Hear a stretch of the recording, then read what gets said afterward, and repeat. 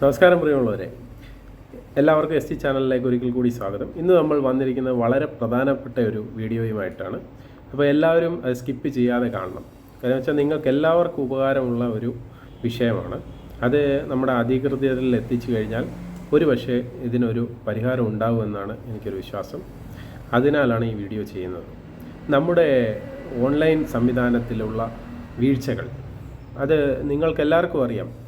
കാര്യം എന്ന് വെച്ചാൽ നമുക്കൊരു വില്ലേജിൽ നിന്ന് ഒരു സർട്ടിഫിക്കറ്റ് വേണമെന്നുണ്ടെങ്കിൽ നമുക്ക് ഓൺലൈൻ സർവീസ് ഉണ്ട്. ഇപ്പോൾ കേരള സർക്കാരിൻ്റെ അതിവിപുലീകരമായ പദ്ധതിയിലൂടെ നമുക്ക് എല്ലാ കാര്യങ്ങളും പേപ്പർലെസ് ആയിട്ട് ചെയ്യാൻ വേണ്ടിയിട്ടാണ് പറയുന്നത്. പക്ഷേ എന്നിരുന്നാലും നമ്മൾ ചില വില്ലേജുകളിൽ ഇപ്പോഴും ഈ സംവിധാനത്തെ പ്രോപ്പറായിട്ട് ഉപയോഗിക്കാതെ കണ്ട് ജനങ്ങളെ വല്ലാതെ ബുദ്ധിമുട്ടിക്കുകയാണ്. ഉദാഹരണത്തിന് നമ്മളൊരു ആപ്ലിക്കേഷൻ, ഇപ്പോൾ ഒരു ആപ്ലിക്കേഷൻ അക്ഷയ വഴി മുഖേന നമ്മൾ കൊടുത്തു കഴിഞ്ഞാൽ ഈ വില്ലേജിലുള്ള വില്ലേജ് ഓഫീസർമാർ ഈ അപേക്ഷ 3 ദിവസം എന്നുള്ള സമയം കൊണ്ട് കൊടുക്കാതെ കണ്ട് അവരെ ബുദ്ധിമുട്ടിക്കുക, അവരെ അങ്ങോട്ട് വിളിപ്പിക്കുക തുടങ്ങി നിരവധി പ്രക്രിയകളിലൂടെയാണ് ഈ ഡോക്യുമെൻറ്റ്സ് കൊടുക്കുന്നത്. തന്മൂലം ഈ ജനങ്ങൾ വല്ലാതെ വലയുന്നു. ഇതിനൊരു പ്രോപ്പറായിട്ടൊരു സൊല്യൂഷൻ ഗവൺമെൻറ്റിൻ്റെ ഭാഗത്തു നിന്നും അടിയന്തരമായിട്ടുണ്ടാകണം. അതുപോലെ തന്നെ നമ്മുടെ കെ സ്മാർട്ട്, കഴിഞ്ഞ ദിവസം ഞാൻ ഡീറ്റെയിൽഡായിട്ട് വീഡിയോ ചെയ്തതാണ്. കെ സ്മാർട്ട് സംവിധാനത്തിലെ ഈ സാങ്കേതിക പിഴവുകൾ ഇതുവരെയും നമ്മൾ പരിഹരിക്കാത്തത് ഭയങ്കര ഒരു ദുരിതത്തിലേക്കാണ് ജനങ്ങളെ തള്ളിവിടുന്നത്. അപ്പോൾ ഈ കെ സ്മാർട്ട് സംബന്ധിച്ചിടത്തോളം ഞാൻ ഇതിൽ കുറച്ച് കാര്യങ്ങൾ നിങ്ങളെ കാണിച്ചു തരാം. ഇത് നോക്കുക. ഇതിൽ നമ്മൾ ലോഗിൻ ചെയ്യുവാൻ വേണ്ടി ആധാർ സിസ്റ്റത്തിലൂടെ നമ്മൾ ലോഗിൻ ചെയ്യുമ്പോൾ നിങ്ങൾ നോക്കുക എത്ര ടൈമാണ് കൺസ്യൂം ചെയ്യുന്നത്. ഇത് ലോഗിൻ ആയി കഴിഞ്ഞാൽ ഇപ്പം നമ്മുടെ വളരെ ഇമ്പോർട്ടൻ്റ് ആയ ഡോക്യുമെൻറ്റ്സ് ആണ് നമ്മുടെ പഞ്ചായത്ത് ലൈസൻസ്. ആ ബിൽഡിംഗ് ലൈസൻസ് നമുക്കിപ്പോൾ പുതുക്കാൻ സാധിക്കുന്നില്ല. വളരെ ഗൗരവമായ ഒരു വിഷയമാണിത്. ഇത് ഞാൻ പറയാൻ കാര്യമെന്ന് പറഞ്ഞാൽ നമ്മുടെ തന്നെ ബിൽഡിങ്ങിൻ്റെ ഈ പറഞ്ഞ പോലെ ലൈസൻസ് പുതുക്കുവാൻ വേണ്ടി നമ്മൾ അക്ഷയ വഴി അപേക്ഷ കൊടുക്കുമ്പോൾ ഈ പറഞ്ഞ ബിൽഡിംഗ് ഡീറ്റെയിൽസ് ഒന്നുമേ അതിൽ കാണിക്കുന്നില്ല.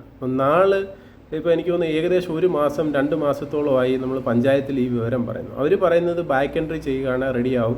അൺഫോർച്ചുനേറ്റ്ലി ഇന്ന് നമ്മൾ വിളിക്കുമ്പോഴും അവർ പറയുന്നത് ഇതായിട്ടുണ്ട്, ചെക്ക് ചെയ്യാമെന്നാണ് പറയുന്നത്. പക്ഷെ നമ്മൾ ചെക്ക് ചെയ്യാൻ നോക്കുമ്പം അതിൻ്റെ സ്ക്രീൻഷോട്ടാണ് ഈ താഴെ കാണുന്നത്. നോക്കുക, പഞ്ചായത്തിൽ നിന്ന് അത് എൻട്രി ചെയ്തിട്ടില്ല എന്നാണ് കാണിക്കുന്നത്. അപ്പോൾ നമ്മളെ സംബന്ധിച്ചിടത്തോളം നമ്മുടെ ഈ സംവിധാനങ്ങൾ, ഓൺലൈൻ സംവിധാനങ്ങൾ വളരെ ഗൗരവമായി കാണുക.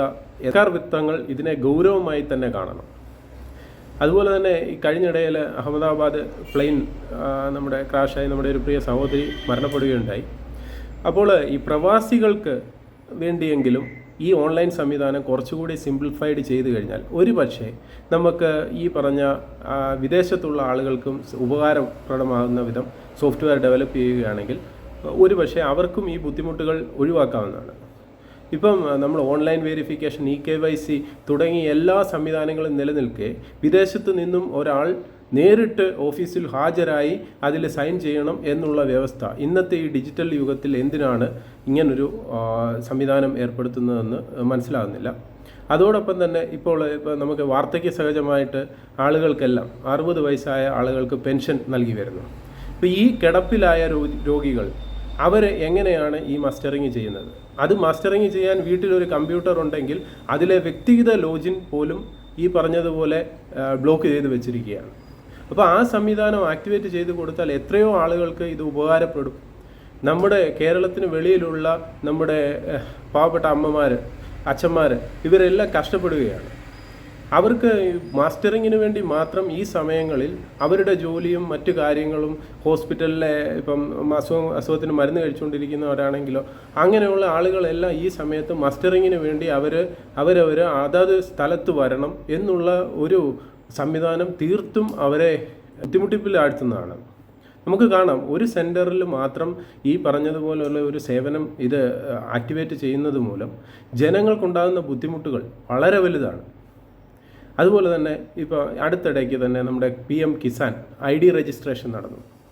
അപ്പോൾ ഈ ID രജിസ്ട്രേഷൻ നടന്നപ്പോൾ എന്താണ് ഇവിടെ സംഭവിച്ചത്?